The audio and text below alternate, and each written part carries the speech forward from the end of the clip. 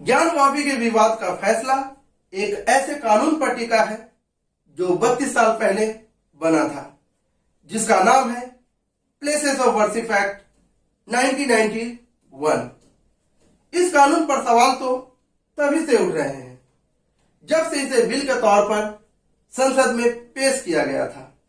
लाख विरोध के बाद भी यह कानून संसद से पास तो हो गया, लेकिन 3 दशक से लगातार कहा जा रहा है कि यह कानून संविधान के खिलाफ है, आम नागरिकों के अधिकार के खिलाफ है, संविधान का आर्टिकल 25 के खिलाफ है।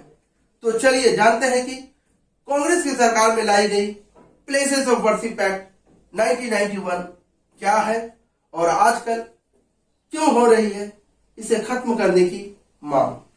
जुलाई 1991 में केंद्र की कांग्रेस सरकार ने अपने मुस्लिम वोट बैंक को खुश करने के लिए एक काला कानून लेकर आई, special provision places of worship act 1991। क्योंकि मंदिर आंदोलन के दौर में बढ़ते मंदिर मस्जिद विवादों को रोकने के लिए लाया गया था प्लेसेस ऑफ वर्शिप एक्ट 1991।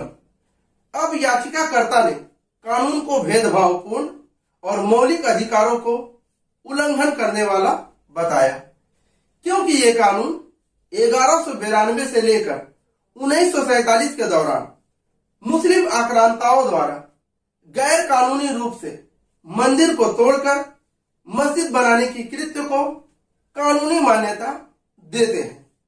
ये कानून हिंदू, जैन, सिख और बौद्ध धर्म के लोगों को उसके संवैधानिक अधिकारों से उसे वंचित करता है।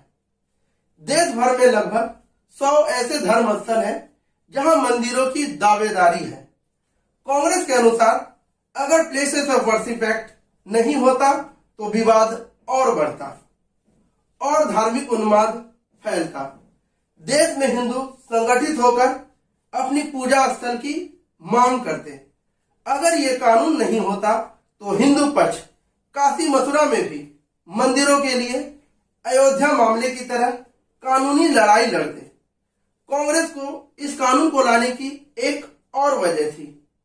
Places of worship act Congress की घोषणा पत्र की प्रतिबद्धता थी, क्योंकि लाल कृष्ण आडवाणी की रथ यात्रा द्वारा बनाए गए हिंदू सांप्रदायिक एकता और बाबरी मस्जिद के ठीक बगल में कल्याण सिंह द्वारा जमीन की खरीद की जवाब में कांग्रेस द्वारा मुस्लिम वोट बैंक को खुश करने के लिए लाया गया था प्लेसेस ऑफ वर्शिप एक्ट 1991। अब जानते हैं प्लेसेस ऑफ वर्शिप एक्ट 1991 क्या है। तो इस धारा के अनुसार किसी भी धार्मिक स्थल को बदला नहीं जा सकता। मतलब मंदिर के ऊपर अगर कोई विवादित स्ट्रक्चर है तो उसे हटाया नहीं जा सकता।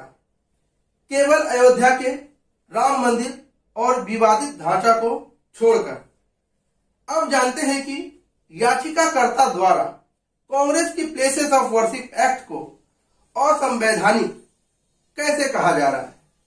नंबर 1, न्यायिक उपचार का अधिकार एक मौलिक अधिकार है और यह तर्क दिया गया कि अपील पर रोक असंवैधानिक है और बुनियादी संरचना सिद्धांत का उल्लंघन करती है। मतलब संसद जब फुल मेजोरिटी में होती है तो कोई भी अनाप शनाप कानून ला सकती है। किसी भी कानून का जुडिशियल रिव्यू का द्वार खुला होना चाहिए।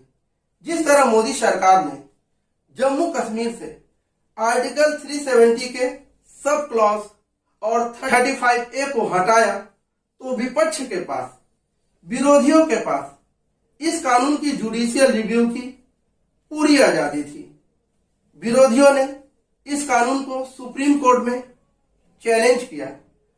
लगभग 3 साल के बाद सुप्रीम कोर्ट ने मोदी के इस कानून को संवैधानिक करार दिया। नंबर 2, यह कानून जोर जबरदस्ती घोर विवादों के बीच असंवैधानिक ढंग से जैसे तैसे पारित किया गया था। इस कानून का जुडिशियल रिव्यू वर्तमान में चल रहा है। मिलते हैं नेक्स्ट वीडियो में। तब तक के लिए जय हिंद, वंदे मातरम।